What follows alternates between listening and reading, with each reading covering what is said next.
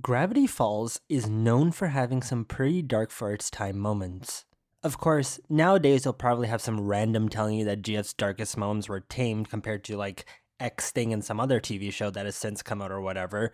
But back in the day, Gravity Falls' dark moments were the talk of the town. I mean, the term "it's just another goofy episode filled with silly jokes for kids" spawned from a now legendary Alex Hirsch line in a Not What He Seems promo.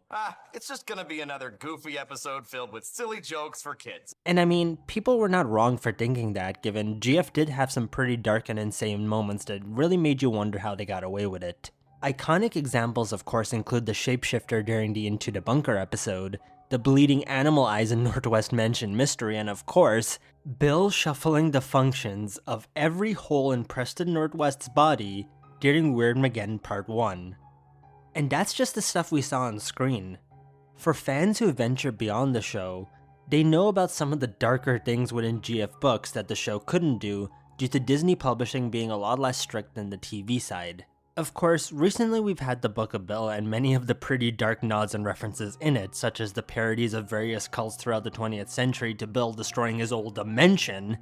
And not only that, but if you really know your GF books, then you'll know that despite it not being canon, Dipper and Mabel and the Curse of the Time Pirate's Treasure is a pretty dark book on account of the fact that there are several instances of outcomes in it where the twins and Blendin literally die. And there's also a scenario in it, for example, where they become immortal and watch everyone around them that they loved perish as Time Baby takes over. You know, because they can't die because they're immortal. So it's literally the opposite here. So it's just like, what? Like, if I was ever given the chance, I would love to talk to Jeff Roy about his mindset while he was writing this book, because he wrote the book and not Alex Hirsch. But, Alex also, edited and worked on it, so it was kind of made with his approval. But we're off point here. Point I'm trying to make is that there are a lot of dark things in these books, and probably the most infamous example of a dark moment in a Gravity Falls book is Bipper's note found in Journal 3. This note, left by Bill Cipher of course, describes his enjoyment of tormenting Dipper's body and his horrific plan for it after he had destroyed the journal. The letter was so dark, in fact, that it's been censored in some countries. However, there is another moment within Journal 3 that, in my opinion, is much, much darker. It's probably a contender for the single most dark thing to have happened in Gravity Falls, and despite even the show mentioning it and confirming its canon validity, most fans seem to either forget it, ignore it, or not realize how extensively dark it truly is. And once you realize it, it makes what is meant to be the start of Gravity Falls' second season probably even darker than it already is, and further solidifies the horror of some characters that we already knew to be truly awful. And it all starts with Irrational Treasure. A pretty lighthearted start, if we're being frank. It's personally one of my favorite Gravity Falls episodes, and has the perfect mix of silliness, serious mystery solving, and classic Dipper and Mabel adventuring and exploring of the town. It's nearly everything I love about GF in one episode. But anyways, as you know, the plot of the episode revolves around the twins trying to prove something that the then unknown author of the journals had mentioned. That Nathaniel Northwest was not the founder of the town, which of course in the episode was proven to be Quentin Tremblay, who, until a few years ago, was the silliest US president. In the full release of Journal 3 in 2016, we got to read the full pages on what Ford had wrote about the Northwest cover-up based on what he had learned. We find out that he came to discover the cover-up from his own investigation into the town's history while trying to find the source of all the weirdness in Gravity Falls. We also learn what he did after. On the 3rd of August of whatever year it was, Ford determined that he couldn't uncover the secrets of the document with the clues to the cover-up, something Mabel of course would. However, believing it was all the proof that he needed to say the Northwest were frauds, he traveled to Northwest Manor to confront Old Man Northwest about it. Now remember, this was over 30 years ago when Ford was researching the town on a college grant, so at the time, Old Man Northwest was a guy named Alderman Northwest. the father of future Worst Father of the Year award recipient, Preston Northwest. When Ford arrived to Northwest Manor, however, he wasn't met by Alderman Northwest, but instead, Preston, with his pet fox named Hunter. And also side note, here's another example of how Disney Publishing is a lot less strict than Disney TVA is, as we got an image of young Preston with his fox, sitting on a throne of taxidermy animal parts with a hunting rifle nearby on a skinned pig turned into a rug. Talk about insane, huh? Anyways, Ford, being Ford, decides not to wait around until Old Man Northwest shows up, and instead starts ranting about the Northwest family's crimes to a child who probably couldn't care less. As expected, Preston is unmoved by Ford's accusations of his family being full-on criminals and liars like it's the Ontario government. That is, until he says something offhandedly that changes his mood. The Great Flood of 1863. This was something that not even Ford had bothered to write in the timeline that he made about the town earlier in the journal. It was something that he didn't even think that much about. And yet, it scared a young Preston Northwest so much that he had Ford kicked out. And from there, Ford changes course in the journal. He abandons the investigation into the cover-up to now investigate the Great Flood of 1863, and what exactly about it was so bad that the Northwests fear it. And it's here where things take a very, very dark turn. As Ford writes, he follows the path of the flood from where it began near Northwest Manor, until he makes a gruesome discovery. On the night of the flood, countless lumberjacks, under the employment of the Northwest family, died. And as the flood flowed down the mountains, their cadavers, as Ford wrote, washed up directly under his porch. Stanford Pines' home, the future location of the Mystery Shack, was located on top of a mass, unmarked grave.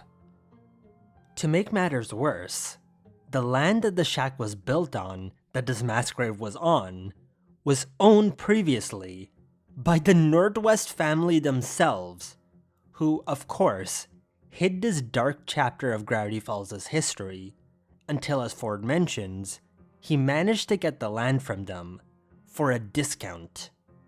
The Northwests literally sold Ford the land on which one of their darkest crimes lay that they hid the truth of. And if this sounds familiar, then it is, because this is all stuff we have seen in Gravity Falls itself. As you know, the Lumberjack Ghost in Northwest Mansion mystery tells Dipper the dark story of how the Northwests tricked the lumberjacks of the area to build them their home with the promise of hosting a party for them all, only to then backstab them after. And because they cut all the trees in the area down, the floods that came were harsher than before and wiped them all out, as they were left outside when the flood hit, instead of in the safety of the manor or their own homes. All those unlucky souls ended up buried below the Mystery Shack. But if you think that is already pretty bad, it gets even worse, because the page after this one is the infamous Zombies page, and a few pages ahead of that is the chant that Dipper read, which raised a bunch of zombies from the dead in Scary-oke. And in case you've forgotten, guess where all those zombies lay? Right under the Mystery Shack's property. Yes, Dipper raised the dead remains of the lumberjacks that died in the Great Flood of 1863, caused by the Northwest family, and then later him, Mabel, and Stan defeated them all again with the power of a 3-part harmony, and also arguably speaking, the coolest GF Season 2 song. Of course, the Pines didn't know any better, and to be fair, the zombies were trying to eat them, so of course they had to defeat them. But knowing this just makes the scenes of it that bit darker, because you're not just seeing the defeat of some random zombies from a graveyard of long deceased people, you're seeing the zombies created from the remains of people who were lost due to the evil actions of one horrible family. Gravity Falls makes it pretty clear how evil the Northwest family is, and especially so in the episode all about them. But because in many ways Northwest Mansion Mystery is more so remembered by the fandom for being the sort of Berta Dipsifica than anything else, everyone forgets the dark reality and ugly truth of what that episode was really all about. How evil families like the Northwests are, and how crimes like this can be so easily covered up by them. Yeah, Pacifica may be a character on the road to redemption, and someone who may be changing the direction of her family rather than following in its bloodstained footsteps. But those footsteps are still there. The legacy of horror her family brought on Gravity Falls is so evident and so painfully lingering that it's something even in a break from their evilness, they seem to realize with the fear it brought them whenever someone brought it up. Being behind or helping in the hiding of the deaths of countless souls is not something you just sleep over and forget. It's a generational scar to carry that can either be broken by coming clean or perpetuating. And the fact Gravity Falls, even if indirectly, explored this concept of dark secrets and actions by a family or group that a later generation must learn to come to reconcile with, is something that is pretty insane when you really think about it. Looking back on this with the knowledge and understanding about this now, it sort of makes you realize the significance of it all in a whole different way. It's what makes me feel like this dark bit of lore deserves more attention. It adds more to the evilness of what the Northwest family did that we briefly learn in Northwest Mansion Mystery, makes Scary-oke an even darker episode than it already probably was, and makes Pacifica's choice to unlock that gate all the more important symbolically. It's not only her rectifying a wrong and breaking the chains of her family's crimes, but starting that path of healing and soul-searching that she, and all of Gravity Falls, will probably need moving forward as the depths of what this one family did to this town becomes more and more clear. As it often is said, harsh reality is often scarier than any horror movie ever will be. But maybe I'm overthinking this too much. It would not be the first time a Gravity Falls fan overanalyzed something. We're pretty notorious for doing that. But it is an interesting topic to dive into, and really makes me appreciate Journal 3 all that more. It's a raw and in-depth look into not just Ford's thoughts as he researched Gravity Falls, but also lore about the town and those who reside in it that the series could never explore as deep or as unfiltered. Sometimes the darkest or most interesting stuff about Gravity Falls isn't a shock scene or something visually creepy. It might just be the very backstory behind something briefly said or overlooked. And who knows what more stuff like this is just waiting to be revealed.